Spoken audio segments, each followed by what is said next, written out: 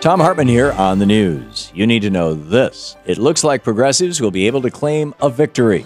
According to the Associated Press, the White House says President Obama's upcoming budget proposal will not include his past offer to accept lowered cost of living increases in Social Security and other benefit programs. In other words, the next budget won't include the so-called chained CPI.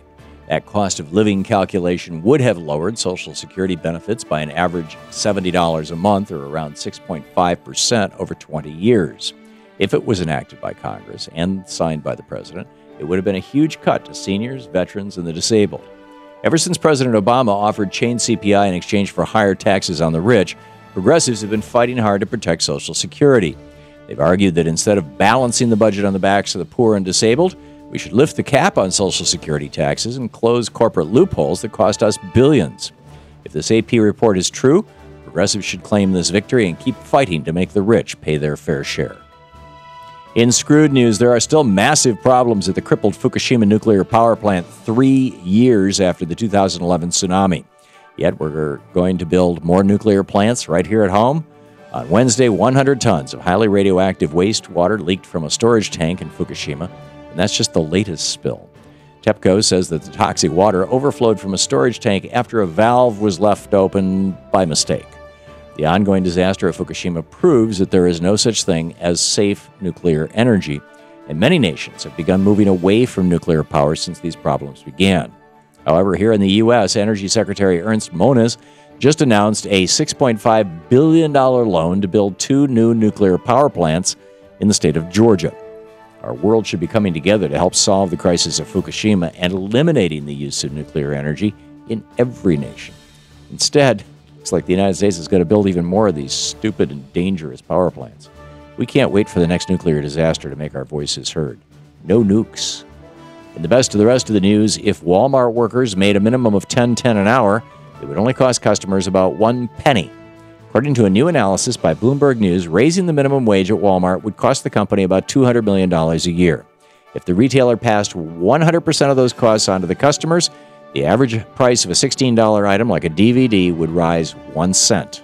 If the corporation decided to take some of those costs out of their massive profits, customers would see even less of a price increase. And if Walmart opted to pay workers more instead of spending billions to buy back their own stock, every one of their employees could make more than $25,000 a year without any price increase for customers. According to one company spokesperson, Walmart may support increasing federal minimum wages, but they have not yet made a decision. Higher pay for low-wage workers would mean that both their customers and their employees would have more money to spend, and it could be done without raising prices on consumers. Perhaps Walmart will finally see that a higher wage could be a win-win for the company and for its workers. According to radcast.org, dangerous radiation is being detected in air filters a half-mile away from the waste isolation pilot plant in Carlsbad, New Mexico. Plutonium and americium have been detected in air samples, and Radcast says that situation is much worse than officials are letting on. However, radiation levels in most other areas of our country are dropping, except where we're seeing heavy snowfall. Durham, North Carolina is reporting 29 counts per minute with spikes to 46, and Salisbury, Mass. is averaging 51 with highs of 84 counts per minute.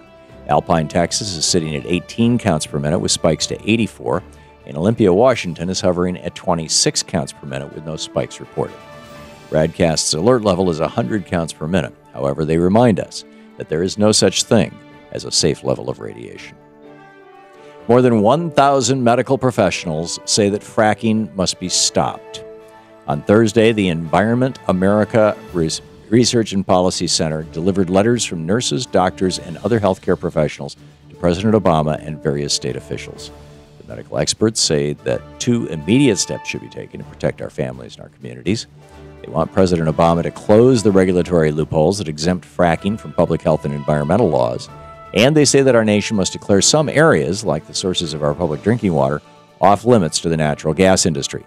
Dr. Catherine Thomason of Physicians for Social Responsibility said, quote, "Generating electricity shouldn't be a source of illness. Power shouldn't be poisonous," end quote. Hopefully our president will agree that the need for real clean energy is just common sense. And finally, one San Francisco Girl Scout has learned the #1 rule of retail real estate: location, location, location. Daniel Lay wanted to make the most of her annual Girl Scout cookie sales. So on Monday, she and her mom set up shop outside of the Green Cross Medical Marijuana Clinic. Although not everyone would agree that the location was appropriate, her mom, Carol, said that the 13-year-old got the chance to learn that marijuana patients were not drugged out and how to be effective at marketing. Danielle sold out within 45 minutes of setting up her cookie stand and plans to reach her goal of 1,200 boxes of cookies long before the March 16 deadline. She also plans to donate half of her proceeds to Alzheimer's-related charities. According to a post on Facebook, the cookie stand will be back at the Green Cross station soon. They wrote, "Cookies, cannabis, and charities? What more could you ask for?" And that's the way it is. Today, Friday, February 21st, 2014. I'm Thom Hartmann on the news.